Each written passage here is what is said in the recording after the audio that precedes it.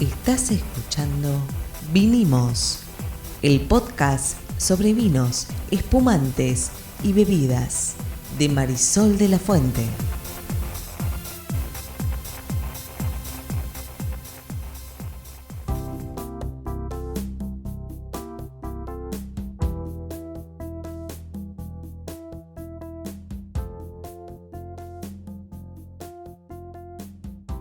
Buenas. Mi nombre es Marisol de la Fuente y soy Sol Sommelier. Yo soy Ariel Torres y soy el que hace las preguntas del que no sabe en este podcast de vinos y bebidas de Sol. ¿De qué vamos a hablar hoy? Vamos a hablar de los vinos de guarda.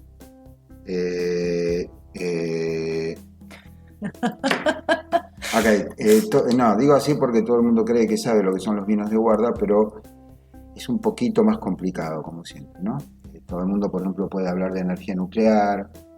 Todo el mundo opina de todo, en realidad. De la economía, de los viajes espaciales, de la teoría de cuerdas, también, de los pozos cuánticos. ¿Sabes que los pozos cuánticos son los que hacen andar las luces LED?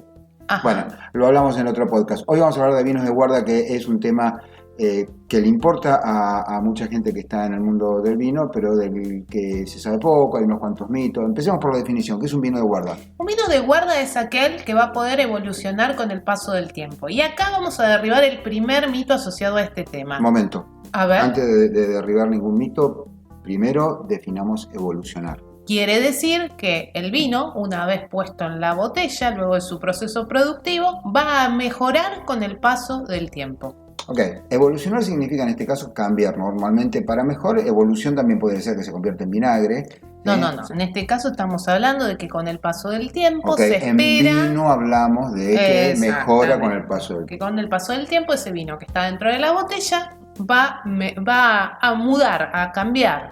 Sí, muy bien. Ahora, según lo que vos decís, esto significa que vos te compras una botella de vino y por eso se llaman vinos de guarda, lo guardás, pero no solamente, digamos, no es como la guita, que aún en un plazo fijo pierde valor. En este caso, y aunque suene extraño, porque la vida no se comporta de esta suerte normalmente, lo que haces es guardar un vino y luego de un tiempo, que suele ser bastante largo, ahora vamos a hablar de eso, el vino mejoró. Sí, pero acá vuelvo de nuevo al mito con el que iba a comenzar hace unos minutos, que es: no todos los vinos evolucionan con el tiempo. Esto es algo que escucho mucho. Por eso algunos son de guarda y otros no. Sí, pero existe esta idea, ¿no?, a medias, de que todos los vinos mejoran con el tiempo. Falso. Hay vinos que no están pensados para evolucionar con el tiempo. ¿De qué depende eso? A ver. Eso va a depender sobre todo del proceso productivo. ¿Qué quiero decir con esto? Perdón, ¿va a depender de lo que hay en el vino o no? Va a depender de cómo el vino fue hecho y fue pensado. Pero sobre todo va a depender de qué cosas hay en el vino. ¿Qué debe tener un vino para ser de guarda? Ponele, si no tiene taninos, ¿puede ser un vino de guarda igual? Sí, porque hay vinos blancos de guarda. En realidad te voy a responder contándote por la positiva. ¿Qué tiene que tener? Más que no puede faltarle. Dale. Lo primero que tiene que tener es que tiene que ser pensado para evolucionar. ¿Qué quiero decir con esto? Al momento de hacer el proceso productivo, del que ya hemos hablado en algún podcast, hay que pensarlo como un vino que va a tener un paso seguramente prolongado en barricas, va a tener contacto alguna porción de ese vino con madera, y después lo vamos a embotellar y vamos a esperar que con el paso de los años algunos de los elementos que hay dentro de esa botella se vayan amalgamando, se vayan redondeando en algunos casos, uniendo en algunos otros, para terminar en un concepto que vamos a hablar en unos minutos, que es el concepto de bouquet. Ahora, originalmente ese vino es muy probable que tenga un tanino más fuerte, si estamos hablando de vinos tintos, una acidez más marcada, ¿sí? ¿Por qué? Primero porque algunos de estos elementos son los que le van a dar la longevidad al vino tantos años dentro de una botella. Pero por otro lado, estos son los elementos que se van a ir amoldando y que se van a ir transformando con el paso del tiempo y la acción del oxígeno que vamos a dejar que ingrese a la botella a través del corcho. Entonces, la respuesta es: ¿qué tiene que tener? Tiene que haber sido pensado para evolucionar. O sea, es una cuestión psicológica. No, ¿cómo psicológica? A ver, vamos para atrás de nuevo. Yo sé que soy molesto con las preguntas, pero para eso me pagás. La cuestión es, no es que alguien... Con vino.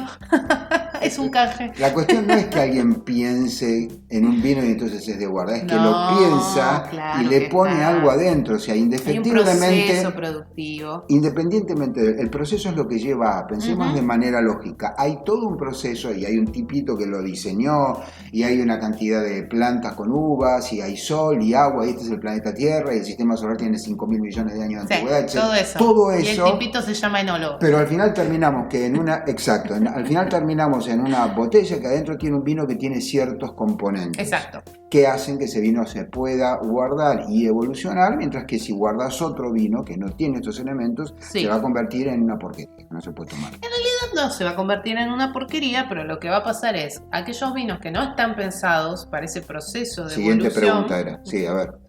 Son vinos que son pensados para tomar jóvenes. Correcto. ¿Qué pasa si los dejas evolucionar? No, en realidad los vinos tienen un ciclo de vida. Con el paso del tiempo ese vino va a perder sus características, no va a mejorar. ¿Y en qué se convierte? No es que se convierta en algo, sino que va a perder aroma, va a perder sabor, va a perder vivacidad en los colores, digamos, va a perder su esencia. Se convierte en un líquido que es una porquería, no se puede tomar. Que conste que lo está diciendo él a todos los que nos están escuchando, pero lo que quiero decir es... Un vino joven está pensado para ser tomado joven. Esto significa para que sea frutado, con una buena acidez, fresco, con un tanino suave. Porque si lo guardas, no mejora. Sus características no le van a permitir evolucionar. Muy bien. Vamos ahora a los vinos de guarda. Por supuesto que sí. Muy bien. ¿Qué define entonces a un vino de guarda? ¿Cómo se da cuenta la persona que va, no iba a decir el tipito de nuevo, pero te ibas a enojar, la persona que va a comprar un vino y lo que quiere es guardarlo? No, obviamente no quiere guardar, lo que quiere es guardarlo para presumir frente a sus amigos, ¿no? Y decir acá tiene un montón de... No, en serio, quiere guardarlo. ¿Cómo se da cuenta? Es interesante esa pregunta porque hay dos posibles respuestas o dos caminos que habitualmente se toman para poder identificar. Como dije, los vinos de guarda son pensados para ser guardados. Como tales, en general van a tener alguna mención en su etiqueta en relación con esto. De antemano no lo podés saber. No. O es muy difícil. No, porque vos si a vos te dan dos tubos de ensayo. Vacía, espera, escuchá. Si a vos te dan dos tubos de ensayo, no una botella pesada con corcho largo que dice Gran Reserva y que es de una marca de vino muy conocida. Te dan dos tubos de ensayo con un vino que es de reserva y otro que no. Es bastante difícil, salvo para un enólogo, para un tipo muy especializado o con equipos especiales, no te podés dar cuenta. ¿O sí? A simple vista no, si lo probás sí. No, a simple vista. A simple vista no. ¿Vos vas a empezar a descorchar botellas en la vinería? No, para saber cuál es vos me hablaste de tubos de ensayo. Comparándolo con la botella. No, mirando la botella no, obvio que no. Bien, la información por un lado va a estar en la etiqueta. Lo hemos contado alguna vez, pero lo repito, en el caso de los vinos tintos, los vinos reserva tienen un paso mínimo, un contacto mínimo con madera de 1 año en caso de tintos y de 2 años mínimo en caso de gran reserva. Y en blanco son 6 meses en caso de reserva y por lo menos 1 año en caso de gran reserva. El paso por madera es un elemento que se sabe que tiene que ver con esto del proceso de la evolución, porque al tanino y la acidez propia del vino le suman los taninos de la madera, además de todos los componentes organolépticos, ¿no? Los aromas y sabores que incorpora el vino. Por lo cual, en general, un vino que va a ser guardado, que está pensado para evolucionar en la botella, va a ser un vino que tuvo algún contacto con madera y seguramente es muy probable que esté en la categoría reserva, gran reserva. Pero puede que no me lo pongan en la etiqueta eso. Entonces ahí es donde uno va a la contraetiqueta y en general un vino de esa categoría que está pensado para guardar y que tuvo mucho trabajo detrás, muchos años de trabajo detrás y de estiva y de evolución, etcétera, en general va a decir que el vino tiene un potencial de guarda de 5 años, 10 años, 15 años. Que, ojo, se cuentan desde la añada, que es la añada, la fecha de la cosecha. Es muy importante identificar la añada, y la añada siempre va a estar en la etiqueta. Y cuando doy vuelta y veo que me dice que tiene un potencial de guarda de 5, 10, 15 años, tengo que empezar a contar desde el año de la cosecha. 3 cosas. Primero, no se sientan mal, por lo tanto, de mirar si es un reserva o no, porque esto te lo tiene que decir el vino. Si de golpe el vino es muy caro, la botella es muy pesada, el corcho es muy largo, la etiqueta todo pinta caro, es probable que sea un reserva, pero tiene que decirlo. Digamos, no hay nada de malo ahí. Ahí, dale, 2. ¿Se pueden guardar durante la misma cantidad de tiempo los vinos tintos que los vinos blancos o en general tienen más potencial los tintos que los blancos de guarda?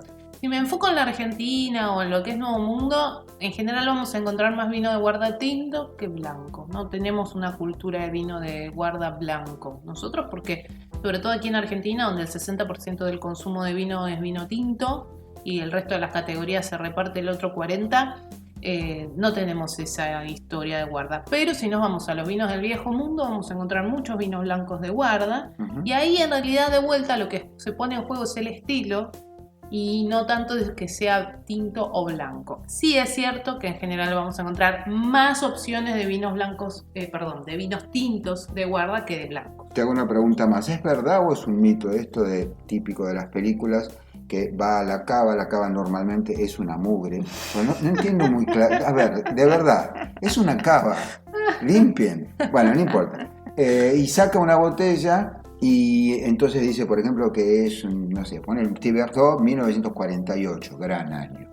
¿Hay grandes años? ¿Hay años mejores, peores? ¿De qué depende eso? Eso es muy bueno lo que estás diciendo. De hecho, aquellos que están como mucho más atentos a comprar este tipo de vino de muy alta gama y demás, se fijan en los años. ¿Por qué? Por un tema climático. No todos los años son iguales en los procesos productivos. Más allá de que en el caso de los vinos del viejo mundo mantienen el estilo año tras año, o eso intentan, haciendo distintos cortes para mantener el estilo de una identificación geográfica puntual, acá nosotros, que no manejamos ese tipo de identificación, sino que simplemente hablamos de algunas regiones, pero sobre todo hablamos de varietales y de estilos, nos vamos a encontrar que la misma etiqueta de un año no es igual a la del año siguiente. Depende si llovió más, si llovió menos, si estuvo más tiempo nublado. Hizo si más calor, menos calor. Menos calor, claro.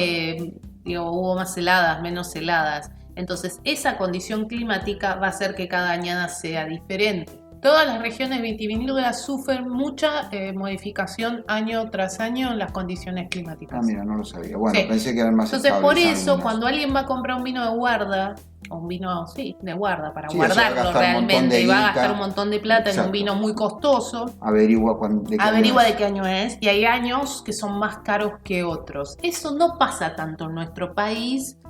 Sí pasa mucho con los vinos de los grandes chateaux europeos o las grandes bodegas europeas, pero sí es cierto igualmente acá que un mismo vino de un año o de otro puede tener diferencias más allá de que se trate de conservar el estilo. Bueno, y tengo la tercera pregunta. ¿Es cierto lo que pasa de nuevo en esta cava toda mugrienta y llena de telaraña, donde el tipo tiene 800.000 botellas? Porque no es que tiene una cava normal, que 200 botellas, tiene como 3.000. Bueno, no importa, y camina por adentro, que saca una botella y, por ejemplo, es 2021 y dice 1948. Vas a ver qué cosecha.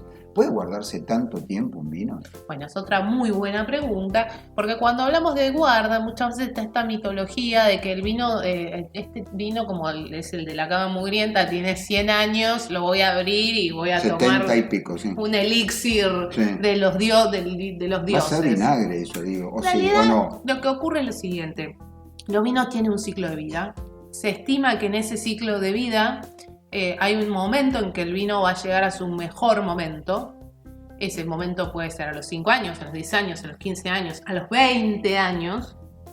Pero después de eso, 25, después de eso, el vino en general empieza en una etapa ya, cuando llegó a su esplendor, de declive.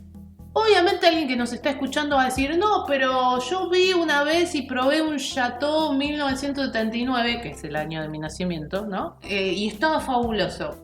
¿Hay excepciones? Sí, puede haber excepciones. Hay ciertos estilos de vinos que pueden conservarse 30 años, 40 años, podría ser. No es... Claro, pero no 70, no me No jodan. 70. Aparte, No es lo común, no es lo habitual, los ciclos no son tan extensos, sobre todo en los vinos más contemporáneos, que no se toman ni oxidados, se trata de que aunque estén evolucionados siga habiendo algo de fruta, que estén esos aromas de evolución, pero no sean aromas muy acéticos o muy oxidados. Entonces, para los estilos de vino que hoy se consumen en el mundo, hay un límite en el cual el vino llega a su máximo punto. Esos vinos que se venden por millones de dólares en subastas, en realidad lo que se está vendiendo... Lo que yo te decía antes, para presumir delante de tus amigos. Es la última botella de una cosecha extraordinaria, de un chateau francés. Acá es donde sale el escéptico de fuste y te va a decir, no, a ver, si vos tenés suficiente plata, acá es donde yo digo no. Por más plata que tengas, y si alguna persona con mucha plata, quiero decir, 10 veces más plata que Bill Gates nos está oyendo, que venga y me lo demuestre, vos con la plata podés hacer muchas cosas, pero no ir en contra de las leyes de la naturaleza. Totalmente. Entonces, hay adentro de ya 25 años. Es una barbaridad. Es una bestialidad. Yo he probado de 25 años y de 30 también. Ok, acá abrimos una vez una botella para una comida de un vino que tenía 13 años. Yo estaba persuadido de que ahí adentro no podía salir nada bueno y el vino estaba espectacular. Uh-huh. Así que ya ese tiempo, pensarlo en lata de conserva, en una pieza de pan, en un frasco de yogur, cualquier cosa que vos guardes 13 años no sirve más. El vino sí. ¿Pero por qué sirve? Porque hay una cantidad de cosas que son conservantes naturales. Tenemos los taninos, y además evoluciona. Los ácidos, es vino, ¿está bien? tenemos el alcohol. Pero no es magia. Entonces, Total. si vos lo dejas 70 años, por más que te haya costado $1 millón, después te va a costar otro $1 millón el tratamiento una vez que te lo tomes. Además, no nos olvidemos, como vos bien decís, que es un alimento. Es un alimento, es química y contra eso no va. Y hay otro punto que yo siempre digo cuando hablamos de esto, que es... Está buenísimo ver cómo un vino evoluciona con el tiempo. De hecho, eso se hace habitualmente y eso se llama cata vertical. Yo hace poquito estuve en una, Piedra Negra, de los vinos de Chacalles, donde probamos varias añadas. Uh-huh. Y es increíble ver cómo el vino va cambiando año tras año, ¿sí? Y cómo con el paso de los años, el bouquet, que ahora explico de qué se trata, va mutando y va proporcionándonos otras características. Ahora, eso está buenísimo, se piensa de esa manera, bajo un concepto muy muy antiguo que era la idea de que el vino se preservara a lo largo del tiempo, pero la realidad es que hay un punto donde el vino, como yo siempre digo, es parte del disfrute, es parte de la comida diaria, donde está bueno probar cosas distintas, pero me parece que esto de enfocarnos todo el tiempo en guardar un vino como un objeto precioso durante 15 años, está fabuloso. De hecho, nosotros acá tenemos vinos con bastantes años. Pero de referéndum de tomarlos. Pero claro, si no, ¿para qué eso? No, bueno, a ver, eventualmente, pienso, como vos es decís, nuestra opinión, ¿no? Es mi opinión. A ver, si ya no tenés en qué gastar el dinero y hay una subasta de vinos rarísimos y es una rareza, bueno, andá y gastátela, está todo bien, declaralo, lo único... no importa, a lo que voy es, acá estamos hablando de vinos reales para personas reales que toman, bueno, tienen un límite y ese límite figura en la etiqueta. A esto quería llegar. Totalmente. Y ese límite hay que respetarlo. Es decir, si vos tenías un vino de guarda que lo compraste y lo cuidaste como corresponde, que ahora vamos a hablar de eso, y tenía un potencial de 15 años, vas por el año 12, 13, 14, tomátelo y ya está, disfrutalo. Y disfrutalo y vas a tener una experiencia excelente. Ahora, esa obsesión de solo tomo vino de guarda, aparte hay mucha confusión porque se confunde que si es de guarda, entonces tiene que haber mucha intervención de madera. Son estos conceptos que ya no se usan en la vitivinicultura, que se usan muy poco en realidad. No quiero decir que no se usan, pero se usan muy poco. Entonces hay una asociación, si querés, para mí equivocada, de conceptos donde solo es de calidad si es de guarda, solo es de calidad si pasó por madera, solo es de calidad si tiene 10 años, y no es así. La verdad es que hay un montón de vino joven de súper calidad. Sí, doy fe. Muy bien, ¿qué es el bouquet? El bouquet, que estábamos hablando del bouquet. Yo siempre hago esta analogía. Si a vos te gusta mucho un perfume, ¿qué componentes tiene ese perfume? No tengo la menor idea, pero tampoco lo tengo con respecto de los vinos, digamos. Bueno, pero... no lo sé. No lo sabes, ¿sí? La respuesta es no sé, me gusta. Tiene un perfume, me gusta. Puedo decir que hay alguna nota de madera o alguna nota floral, que es más floral, más sintético, más dulce, menos dulce. Exacto. Uh-huh. Ahora, hay un aroma que a vos que es particular, que por eso elegís ese perfume, ¿sí? Para usar porque te gusta. Uh-huh. En el mundo del vino eso se llama bouquet. Un vino de guarda, cuando evoluciona, en ese proceso de evolucionar, de amalgamar aromas, de amalgamar sabores, de suavizar taninos, de equilibrar acidez, etcétera, etcétera, lo que hace también es generar este aroma tan particular que se llama bouquet. Uh-huh. Entonces, por eso, cuando escuchen, y esto también, porque hay mucha confusión al respecto, cuando se habla correctamente de la complejidad aromática de un vino, es porque ya llegó a ese punto donde se transformó en un bouquet, en un perfume, y es más difícil identificar cada aroma. Ahí ya no te aparece la ciruela, la cereza, la violeta, sí. Porque todo eso ya evolucionó, se transformó en ese perfume, que en el mundo del vino se llama bouquet. Muy bien. Ahora vamos a la última parte de este podcast, que era lo que todos ustedes estaban esperando, porque acaban de comprarse un montón de botellas para guardar y resulta que llegan a sus casas y el lugar más frío de la casa que tienen está a 28 grados. Bueno, no le compren un aire acondicionado al vino, es una opción, ni empiecen a cavar, porque viste que siempre las cavas están bajo tierra. ¿Por qué? Porque hace más frío abajo. Muy bien. ¿En qué condiciones se guarda un vino de guarda? Porque te lo compras y lo dejas en la parte de arriba de la cocina, revienta. En 2 meses no sirve más. 6 meses, pongamos. ¿Cómo se hace para que un vino de guarda siga siendo de guarda y que lo puedas tomar dentro de 13 años como es? Voy a agarrar algunas de las cosas que dijiste porque se pegan de lleno con algunos mitos y algunas cosas que hay. Dale.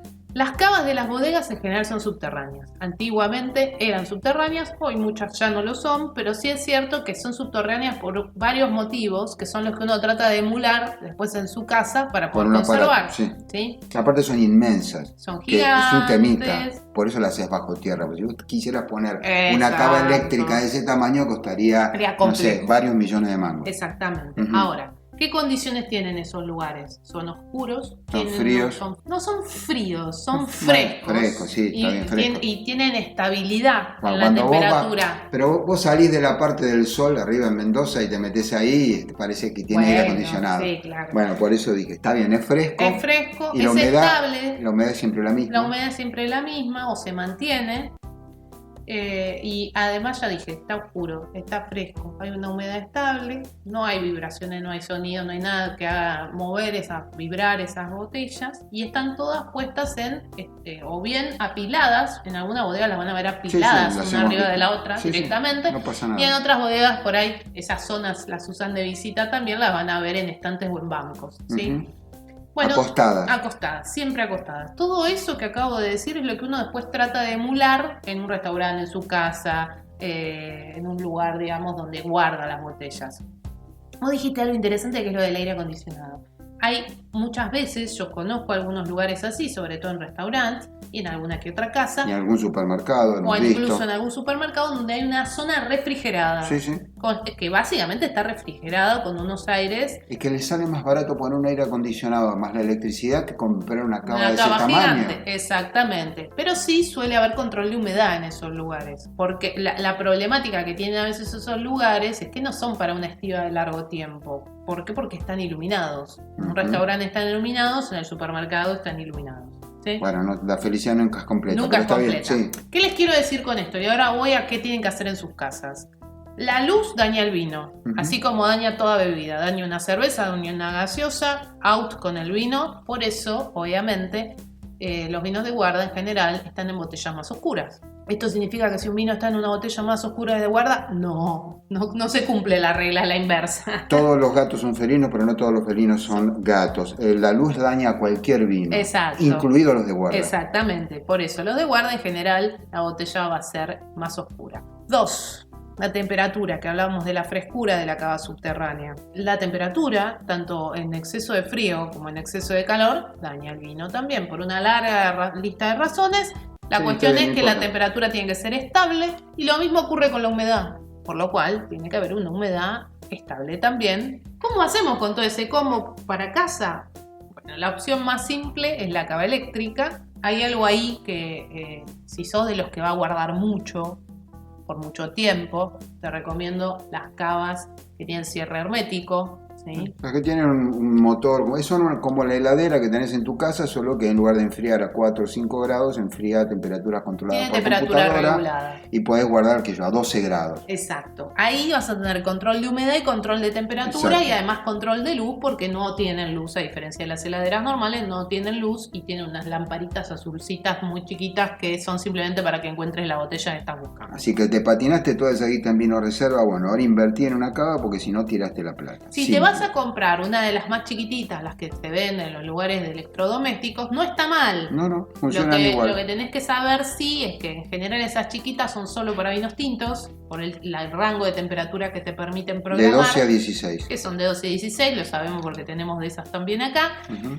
Por lo cual no te sirven para blancos, en el caso de que tuvieras algún blanco de guarda. Sí te van a servir para guardar a buena temperatura y también te va a servir para estivar durante un buen tiempo. No tienen el cierre a presión, digamos. No crean vacío No crean adentro. vacío, exactamente. Y no por lo están al tanto no vacío. tienen control de humedad. Exactamente, pero no te preocupes, van a servirte igual para guardar. Ten en cuenta que te van a servir solo para vinos tintos. Y si no tenemos nada de esto, vieron que hay muchas cavas, muchas estanterías que están pensadas para poner botellas. No está mal eso, lo único que yo te recomendaría es no la pongas en un lugar donde el sol todo el día, no la pongas en un lugar donde vaya a haber todo el tiempo mucho cambio de temperatura. No es tan mal, no son lo ideal para guardar durante muchos años. Y si tampoco tenemos ni siquiera de eso y tenés 2 o 3 botellitas que querés cuidar con cariño, bueno, abajo de la cama, donde van los zapatos, en el placar, siempre y cuando no tengas losa radiante, ¿no? Van a estar bien, digamos. Sí, la idea es guardar 2 o 3 botellas nada más. Un tip para identificar las partes más frías, más frescas de tu casa.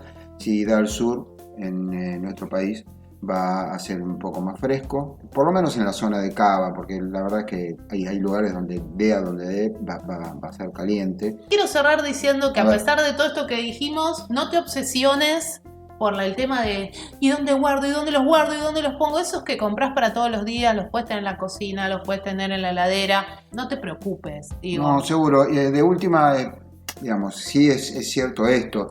Deja que la cava del supermercado los guarde. Si vos, Y vos los no compras, compres claro. 60 botellas.